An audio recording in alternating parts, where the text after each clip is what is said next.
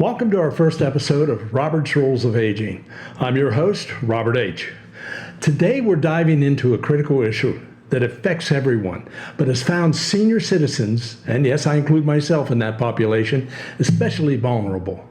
Scams. These fraudulent schemes have devastating consequences for seniors, both financially and emotionally. But fear not, we'll also discuss strategies to safeguard against these threats in this and upcoming episodes.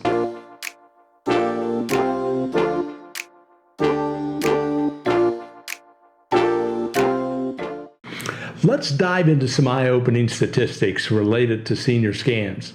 Each year, the Federal Trade Commission, or FTC, compiles fraud statistics from its Consumer Sentinel Network data book. Between 2020 and 2023, the number of fraud reports increased significantly. However, in 2022, there was a slight decrease with approximately 5.15 million reported cases. Now, imposter claims are the most common type of fraud, with over 700,000 reported cases in 2022. These scams resulted in losses of $2.67 billion, with a median loss of $1,000 per victim. Credit card fraud was the most prevalent form of identity theft in 2022, with over 440,000 cases reported that year. In 2020, senior citizens lost more than $3 billion to various financial scams, including romance scams and lottery sweepstakes scams. The FBI estimated this staggering loss, but it's backed up by the CSN Data Book 2020, which reported $3.3 billion in fraud losses for that year. Now, on average, older adults over the age of 60 lost approximately $9,175 per scam, with almost 2,000 individuals losing more than $100,000 each. When it comes to reporting trends, interestingly, senior citizens are less likely to report fraud. Only 23% of older people aged 70 to 79 reported losing money to scams, compared to 43% of younger individuals aged 20 to 29. Now, the FBI speculates that this discrepancy may be due to a lack of understanding of the reporting process among seniors. We'll discuss this process more later on in the show. So what's the projected impact? Well, as the world's population continues to age, the number of senior scams is likely to rise. Vigilance and education are crucial to protecting not just our senior population, but everyone from falling victim to these schemes. One of the most common scams targeting seniors is romance fraud. Romance scams are a heartbreaking form of fraud that specifically targets seniors seeking companionship and emotional connection. But why are seniors particularly vulnerable? Well, number one, loneliness. Seniors who have lost spouses or live alone may seek companionship and an emotional connection online due to a deep loneliness. Then there's trust. Older adults may come from an era when trust was more prevalent. Remember when we left our doors unlocked? It makes them susceptible to believing in the sincerity of online relationships. Number three is isolation. Seniors who are socially isolated due to physical limitations, geographic location, or lack of social activities may be more receptive to forming connections online. Let's look at the specifics of this scam. Scammers will create fictitious online profiles on dating websites, social media platforms, or specialized senior dating sites. They often use stolen photos of attractive individuals and craft elaborate backstories to make their personas seem genuine. Now, these stories may involve professions requiring frequent travel or portrayals of hardship that evoke sympathy. Once a connection is established, scammers invest time in cultivating the intimacy and trust. They engage in lengthy conversations, paying attention to victims' interests, their preferences, and their life stories. This emotional investment creates a bond that feels authentic. Scammers also isolate victims from their friends and family, encouraging them to focus solely on the online relationship. Isolation makes it harder for victims to seek advice from trusted individuals who might recognize the scam. Manipulating emotions, scammers capitalize on emotions like love, companionship, and loneliness prevalent among seniors. They share personal stories, express affection, use endearing terms to forge deep emotional connections. After establishing trust and emotional intimacy, scammers introduce a financial crisis. These crises range from medical emergencies to unexpected travel needs or unforeseen legal troubles. The scammer then asks for money, often framing it as a loan or gifts, creating urgency and emotional obligation.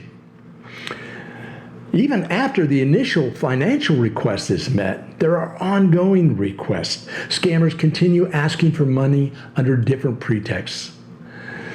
This maintains control over the victim and it exploits their emotional investment. Seniors should be cautious and seek advice from family members or friends.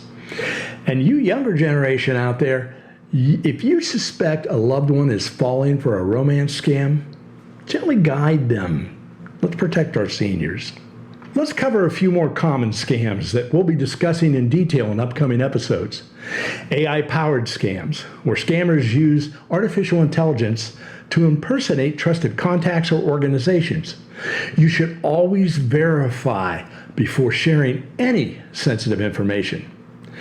Funeral scams are where fraudsters exploit grieving families during a vulnerable time.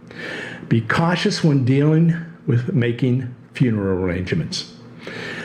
Tech support scams have seniors receiving phone calls claiming their computer has issues. Never grant remote access to anyone unless you're absolutely sure it's legitimate.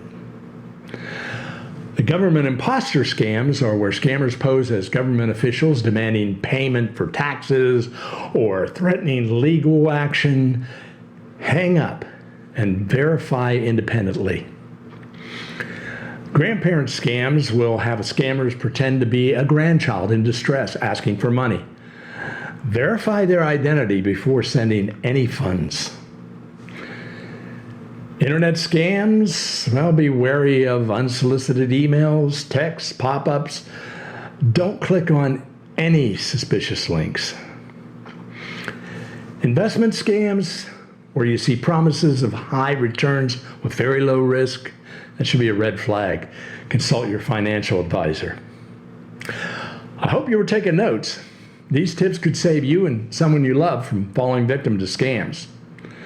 Now let's talk about reporting. If you or someone you know is a victim of fraud or a scam, especially if they're age 60 or older, the FBI provides an avenue to report such incidents through the Internet Crime Complaint Center, or IC3. Here's how you can report elder fraud. You can go online to the IC3 website and file a complaint. It is the nation's central hub for reporting cybercrime and is run by the FBI, which is the lead federal agency for investigating cybercrime. You can also use the phone and call the FBI directly at 1-800-CALL-FBI to report any elder fraud. Or you can simply visit your local FBI office in person and report the incident. Additionally, the Department of Justice, or DOJ, provides an elder fraud hotline at 833-FRAUD-11 to assist with resources and to help file complaints to the IC3. Elder fraud affects millions of elderly Americans each year, so taking action promptly is essential. Reporting is crucial for identifying, investigating, and holding those responsible accountable for their actions.